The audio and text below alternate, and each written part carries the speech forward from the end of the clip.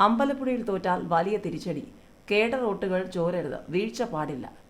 നേതാക്കളോട് ഗോവിന്ദൻ. CPM-ന് കേരളത്തിൽ അങ്ങോളം ഇങ്ങോളം പല ചോദ്യങ്ങളുമുണ്ട്. അതിൽ ഏറ്റവും വലിയ ചോദ്യങ്ങളിലൊന്ന് അമ്പലപ്പുഴയിൽ തന്നെയാണ്.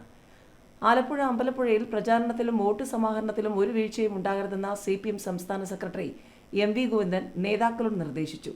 ജില്ലാ സെക്രട്ടേറിയറ്റ് യോഗത്തിൽ പങ്കെടുക്കുകയായിരുന്നു അദ്ദേഹം. പാർട്ടി വിട്ട G സുധാകരനാണ് UDF പിന്തുണയോടെ ഇവിടെ എതിർ സ്ഥാനാർത്ഥി. പാർട്ടിയിൽ നിന്ന് വലിയ തോതിൽ വോട്ട് പിടിക്കുമെന്ന് സുധാകരൻ പ്രഖ്യാപിച്ചിരുന്നു. ഇത് സൂചിപ്പിച്ചാണ് സെക്രട്ടേറിയറ്റിൽ ഗോവിന്ദൻ നിലപാട് വ്യക്തമാക്കിയത്.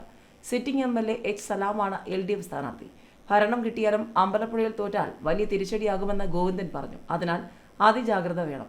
കേഡർ വോട്ടുകൾ ഒന്നുപോലും ചോരാൻ പാടില്ല. സുധാകരൻ എല്ലാവിധ വർഗീയ ശക്തികളുമായും ചർച്ച നടത്തിയിട്ടുണ്ട്. തീവ്ര ആശയമുള്ളവരുമായാണ് ചർച്ച. അദ്ദേഹത്തിന്റെ വർഗീയ രാഷ്ട്രീയം വോട്ടർമാർക്കിടയിൽ തുറന്നു കാട്ടണമെന്നും യോഗത്തിൽ ഗോവിന്ദൻ നിർദ്ദേശിച്ചു. ജില്ലയിലെ 9 നിയമസഭാ മണ്ഡലങ്ങളിലെയും പ്രചാരണ പുരോഗതി വിലയിരുത്തി. ചില മണ്ഡലങ്ങളിൽ അനായാസ വിജയമുണ്ടാകുമെന്ന് വിലയിരുത്തിയെങ്കിലും ഒട്ടും അലസത പാടില്ലെന്ന നിർദ്ദേശമുണ്ടായി. പാർട്ടിക്കും മുന്നണിക്കും അനുകൂലമാകുന്ന ഒരു വോട്ടും ചെയ്യാതിരിക്കുന്ന സാഹചര്യം ഉണ്ടാകരുത്. സുധാകരന്റെ ഓരോ ആരോപണത്തിനും മറുപടി പറയേണ്ടതില്ലെന്ന മുൻ തീരുമാനം ഗോവിന്ദൻ ആവർത്തിച്ചു. അദ്ദേഹത്തിന്റെ രാഷ്ട്രീയ പാപ്പരത്വവും അവസരവാദവും തുറന്നു കാട്ടണം. രക്തസാക്ഷിയായ സ്വന്തം സഹോദരൻ G ഭുവനേശ്വരനെ പോലും സീറ്റിനു വേണ്ടി തള്ളിപ്പറഞ്ഞത് ജനങ്ങളെ ബോധ്യപ്പെടുത്തണം.